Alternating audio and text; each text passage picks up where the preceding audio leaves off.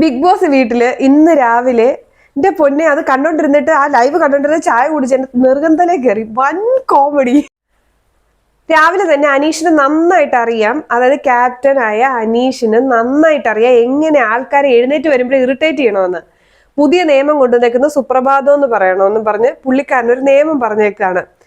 അത് എന്തായാലും ആ നിയമം ഒരു മനുഷ്യരും അനുസരിക്കില്ലെന്നും ഉറപ്പായിട്ടും രാവിലെ അലമ്പുണ്ടാവുമെന്നും പുള്ളിക്കാരനത് അറിയാം. എന്നാൽ അവിടെയുള്ള കുറെ എണ്ണത്തിന് ഇതുവരെ മനസ്സിലായിട്ടില്ല രാവിലെ അലമ്പുണ്ടാകാനും പുള്ളിക്കാരന് സ്ക്രീൻ സ്പേസ് കിട്ടാൻ വേണ്ടി പറയുന്നതാണെന്ന് ചിന്തിക്കാനുള്ള ബോധമില്ലാതെ എല്ലാവരോടും സുപ്രഭാതം എന്ന് പറയാൻ പറഞ്ഞെങ്കിൽ ഓക്കെ ശരി എന്ന് പറഞ്ഞാൽ അവിടെ കണ്ടന്റ് അവിടെ തീർന്നേനെ, പുള്ളിയുടെ പ്ലാൻ അവിടെ പൊളിഞ്ഞേനെ. പക്ഷെ ഇവരെല്ലാവരോടും ഞങ്ങൾ ഗുഡ് മോർണിംഗ് പറഞ്ഞ എന്താ, ഞങ്ങൾ ഗുഡ് മോർണിംഗ് പറഞ്ഞ എന്താ എന്ന് ചോദിച്ചിട്ട് മറ്റേ നാഗവല്ലി ആവുന്ന പോലെ ഞാൻ പോയാലെന്താന്ന് പറയുന്ന പോലെ ഇവരെല്ലാവരുടെ ഞങ്ങൾ സുപ്രഭാതം പറയത്തില്ല, ഞങ്ങൾക്ക് ഗുഡ് മോർണിംഗ് പറയണമെന്നൊക്കെ പറഞ്ഞ് കുളമായി.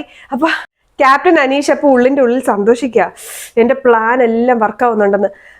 ഈ മണ്ടന്മാർക്ക് അത് മനസ്സിലാവാതെ അത് തന്നെ വെച്ചോണ്ട് ഒരു അരമണിക്കൂർ അലമ്പായിരുന്നു ആ വീട്ടിനകത്ത്.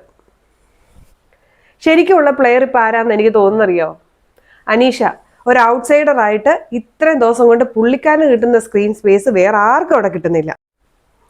അടുത്ത കോമഡി സീൻ, ക്യാപ്റ്റൻ അനീഷ് എല്ലാം ഒപ്പിച്ചു വെച്ചിട്ട് ഒരു തീ ഇട്ടിട്ട് ഇങ്ങനെ എല്ലായിടത്തും ഇങ്ങനെ അത്യാവശ്യം തീയെല്ലാം ഇട്ടിട്ട് പുള്ളി ഇങ്ങനെ പുറകെ കൈ കെട്ടി ഇങ്ങനെ ആരുടെ ഒന്നും കേൾക്കാൻ ഇഷ്ടമില്ലാത്ത രീതിയിൽ ഇങ്ങനെ നടപ്പുണ്ട്, ഒറ്റയ്ക്ക് ഇങ്ങനെ നടക്കുകയാണേ. ഞാൻ ഒറ്റയ്ക്കാണ് കളിക്കുന്നതെന്നുള്ള രീതിയിൽ പുള്ളിക്കാരൻ ഇങ്ങനെ ആരെയും മൈൻഡ് ചെയ്യാതെ ആരും പറയുന്നത് ശ്രദ്ധിക്കുക പോലും ചെയ്യാതെ രാവിലെ ഒരു സാധനം അങ്ങ് ഇട്ട് കൊടുത്തിട്ട് പുള്ളി ഇങ്ങനെ നടക്കുക. അതിന്റെ പുറകെ സാരിക ചൊറിഞ്ഞോട് നടക്കുകയാണ്, സാരിക തൊട്ട് പുറകെ. അതന്നെ ഞാൻ അങ്ങനെ പറഞ്ഞാൽ നിങ്ങൾക്ക് എന്താന്നൊക്കെ ചോദിച്ച് നടക്കുക. ഇതിന്റെ ഇടയിൽ കൂടെ നമ്മുടെ രേണുസൂതി ഒന്ന് നിന്ന് എനിക്ക് നിങ്ങളോടുള്ള ഒരു കാര്യം പറയാനുണ്ടെന്ന് ആരും കേൾക്കുന്ന പോലും ഇല്ല. രണ്ടുപേരും നടക്കുന്നു, അതിന്റെ ഇടയിൽ കൂടെ രേണുസൂതി ഇവരുടെ പുറകെ ഓടുന്നു. നിങ്ങളൊന്ന് നിന്ന് എവിടെയെങ്കിലും ഒന്ന് നിന്നേന്നൊക്കെ പറഞ്ഞിട്ട് ആരും ശ്രദ്ധിക്കാൻ. അടുത്ത് രണ്ടാമത്തെ കാര്യം ലൈവിൽ കണ്ടത് ടോയ്ലറ്റിന്റെ അകത്ത് കോഫി കുടിക്കുന്ന കപ്പ്. ടോയ്ലറ്റിന്റെ അകത്ത് കപ്പ് ഇരിക്കുകയാണ്. ആ കപ്പ് ആരുടെയാന്ന് ചോദിച്ചപ്പം അത് ചോദിച്ചതാരാ? അഭിലാഷ്. ആരുടെ കപ്പാണത്? നമ്മുടെ അനീഷിന്റെ. പിന്നെ പറയണ്ടല്ലോ രണ്ടുപേരും തമ്മിൽ എന്തായിരിക്കും എന്നുള്ളത്. അഭിലാഷാണ് അനീഷിനെയും രേണുവിനെയും ഇന്നലെ മുതൽ ടാർഗറ്റ് ചെയ്തോണ്ടിരിക്കുകയാണ്. ഈ ടോയ്ലറ്റിലാണ് ഇവിടെ കൊണ്ട് കപ്പ് വെച്ചേക്കുന്നതെന്ന്. മറ്റേ എനിക്ക് മാനാർമത്തായിക്ക് എത്തിയ സീനാണ് ഓർമ്മ വന്നേ. ആരെവിടെ കപ്പ് കൊണ്ട് വെച്ചേക്കുന്നതെന്ന് ചോദിച്ചു. അന്നേരം അനീഷ് പറഞ്ഞു എൻ്റെ കപ്പാണ്, അത് ഞാനവിടെ വെച്ചതാണ് എന്ന് പുള്ളിയുടെ സ്ലാങ്ങിൽ പുള്ളി ഇങ്ങനെ പറയാണ്. അത് എൻ്റെ കപ്പാണ്, ഞാനവിടെ വെച്ചതാണ്. ബിഗ് ബോസ് മൈക്ക് ഇതാക്കാൻ പറഞ്ഞ ബാറ്ററി മാറാൻ പറഞ്ഞപ്പോൾ ഞാൻ പെട്ടെന്ന് അപ്പം ടോയ്ലറ്റാണ് നടക്കുന്ന കപ്പ് എടുത്ത് വെച്ചേക്കുന്നത്. ഇക്കടക്ക് ഈ ഫുഡ് കഴിച്ചോണ്ടിരിക്കുക പ്ലേറ്റും കൊണ്ട് അകത്ത് കയറൂടാ.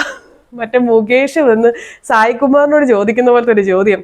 പുറത്ത് നിന്നിട്ടുള്ള ഡയലോഗാണ് രസമേ. ടോയ്ലറ്റിന്റെ വെളിയിറങ്ങി അവിടെ എല്ലാവരും കൂടെ ടോയ്ലറ്റ് അത് കൊണ്ട് കപ്പ് വെച്ചേക്കുന്നത്, നിങ്ങളിത് കാണുന്നത് ഇവരെ കാണിക്കുന്നത് പറഞ്ഞ് അവിടെ കിടന്ന അഭിലാഷ് അങ്ങോട്ട് അലമ്പ്. എനിക്ക് അന്നേരം കറക്റ്റ് മാന്നാർമത്തായിലെ സീൻ തന്നെയാണ് എനിക്ക് ഓർമ്മ വന്നത്. വൻ കോമഡി അവിടെ. പിന്നെ എല്ലാവരും കൂടെ ആയി ബഹളം. പിന്നെ നമുക്ക് ആർക്കാ സ്പേസ് കിട്ടുന്നത്? ഈ പറഞ്ഞ പോലെ അനീഷിന്. അന്നേരം അവിടെ നമ്മുടെ മുൻചിരഞ്ജിത്ത് പറയുന്നുണ്ട് ഇതൊക്കെ പുള്ളിയുടെ ഒരു ഇതാ, നിങ്ങളത് വീട് ആ ഒരു ടോപ്പിക്ക് വിടാനൊക്കെ എല്ലാവരോടും പറയാം. ആര് കേൾക്കാനാ? ലേഡീസിന് ഏകദേശം അനീഷിന്റെ കളി മനസ്സിലായതുകൊണ്ട് ആരും വലിയ സ്പേസ് കൊടുക്കുന്നില്ല. പക്ഷെ ഈ സാരി ഇന്ന് രാവിലെ ഇത്തിരി ചൊറിഞ്ഞുകൊണ്ടൊക്കെ നടക്കുന്ന കണ്ടു. ആ ചെറിയ പെൺപിള്ളേർ ആരും തന്നെ, ഇപ്പൊ ഈ ബെന്നി ആണേലും ശരി റേന ആണേലും ശരി, അവരൊന്നും വലിയ സ്പേസ് കൊടുക്കുന്നില്ല ഈ പുള്ളിക്ക്. പക്ഷെ ഈ പറഞ്ഞ അഭിലാഷും പിന്നെ ഈ അക്ബറും ഈ പറഞ്ഞ ശരത്തും ഒക്കെ ഉണ്ടല്ലോ, ശരത്ത് ഷാനവാസ്, ഇവരിങ്ങനെ ഈ രേണുസുതി അനീഷ് എന്ന് പറഞ്ഞ ഒരു സബ്ജക്ട് കണ്ടന്റ് ഉണ്ടാക്കിക്കൊണ്ടേയിരിക്കും. അത് ലാഭം മൊത്തം രേണുസുതിക്കും അനീഷിനുമാണെന്നുള്ളത് ഇവർ ചിന്തിക്കുന്നേ ഇല്ല. വേറെ സബ്ജക്ട് അതിലേക്ക് വരണമെങ്കിൽ ഇവർ രണ്ടുപേരെ ഒന്ന് വിടണം.